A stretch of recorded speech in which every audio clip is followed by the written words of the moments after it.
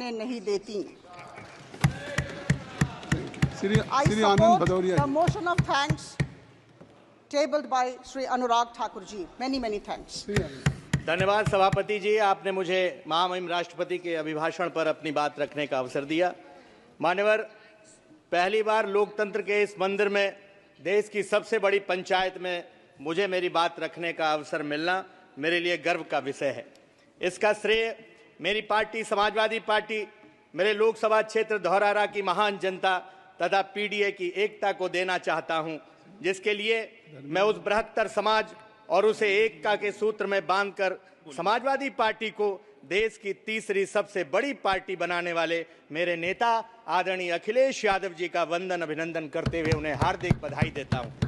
माननीय अध्यक्ष जी, मुझे उम्मीद थी कि महामहिम राष्ट्रपति जी के अभिभाषण में किसानों की आय दोगुनी करने का जो एक दशक पुराना वायदा है उसका कुछ तो उल्लेख होगा। याद रखना, बिना किसानों के समृद्धि के अमृतकाल और विकसित भारत जैसे शब्द बेईमानी है। मुझे अदम गोंडवी साहब की 4 पंक्तियां याद आ रही हैं। तुम्हारी फाइलों में गांव का मौसम गुलाबी है, मगर ये आंकड़े झूठे हैं, ये दावा किताबी है। लगी है होड़ सी देखो अमीरी और गरीबी में, यहाँ जुम्मन के घर में आज भी फूटी रकाबी है। क्या हालत है आज किसानों की। किसान कर्जा तले दबा हुआ है। आवारा पशुओं और सांडों ने खेत में तबाही मचा रखी है। सड़क पर किसान और आम आदमियों की सांड जान ले रहे हैं। तेंदुओं ने पूरे हमारे लोकसभा क्षेत्र में आतंक मचा रखा है। 2022 के विधानसभा के चुनाव में स्वयं माननीय प्रधानमंत्री जी ने बहराइच की जनसभा में कहा था कि 10 मार्च के बाद आवारा पशुओं की जिम्मेदारी मेरी होगी। मैं माननीय प्रधानमंत्री जी को उनका वादा याद दिलाना चाहता हूं। नवगठित 18वीं लोकसभा की पहली बैठक ऐसे कालखंड में हो रही है जब भारत की तरुणाई अपनी जायज मांगों को लेकर सड़कों पर उतरी हुई है। अति महत्वपूर्ण भर्ती परीक्षाओं का प्रश्न पत्र लीक होने जैसी परंपरा भारतीय जनता पार्टी की सरकार के कार्यकाल में पड़ी है। देश भर के कर्मचारी पुरानी पेंशन की जायज मांग कर रहे हैं। यूपी के शिक्षा मित्र सैकड़ों की संख्या में आत्महत्या कर रहे हैं। महंगाई, बेरोजगारी ने आम आदमी का जीना दुश्वार कर रखा है। मैं देश के इन युवाओं को, इन सभी कमेरा वर्ग के लोगों को पूरी जिम्मेवारी के साथ कहना चाहता हूं, ये विश्वास दिलाता हूं कि समाजवादी पार्टी आपकी आवाज बुलंद करती रहेगी। हमने ये सोचकर तलवार उठा ली, बढ़कर जुल्म सहना भी तो जालिम की तरफदारी है। सभापति जी, यहां आने से पहले नई संसद के बारे में काफी कुछ सुना था, लेकिन अंदर घुसते ही कदम ठिठक गए जब फर्श पर हमने मोर पंख की प्रतिकृति देखी।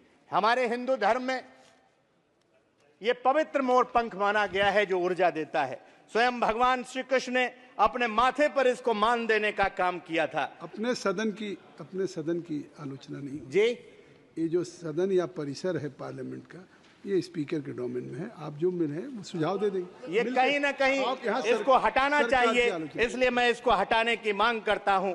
माननीय सभापति जी, माननीय सभापति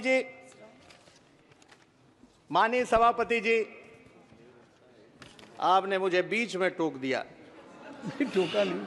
टोका नहीं, करेक्ट किया। आपको हमने केवल करेक्ट करने को, आपकी मेडिन स्पीच, माननीय सभापति जी, आपकी मेडिन स्पीच है, इसलिए मैं टोक नहीं रहा। माननीय सभापति जी,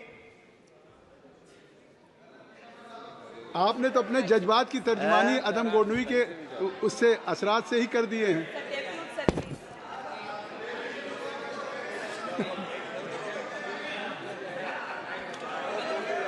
नहीं, माननीय सभापति जी, अब आपने,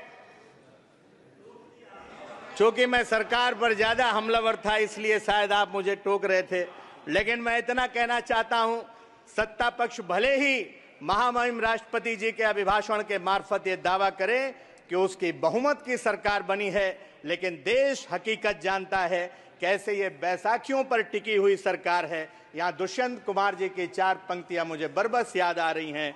तुम्हारे पांव के नीचे कोई जमीन नहीं, कमाल यह है कि फिर भी तुम्हें यकीन नहीं। मैं इन बेपनाह अंधेरों को सुबह कैसे कहूं, मैं इन नजारों का अंधा तमाशबीन नहीं। अंत में मैं नैमिषारण्य की पवित्र पुण्य भूमि, छोटी काशी गोला की पवित्र पुण्य भूमि, महाराजा छीतापासी की पवित्र पुण्य भूमि की नमन करते हुए आदरणीय नेताजी के चरणों में आदरणीय नेताजी के चरणों में नमन करते हुए अपनी बात को समाप्त करता हूं। जय भीम, जय भारत, जय समाजवाद। बहुत धन्यवाद आनंद जी। बहुत बढ़िया।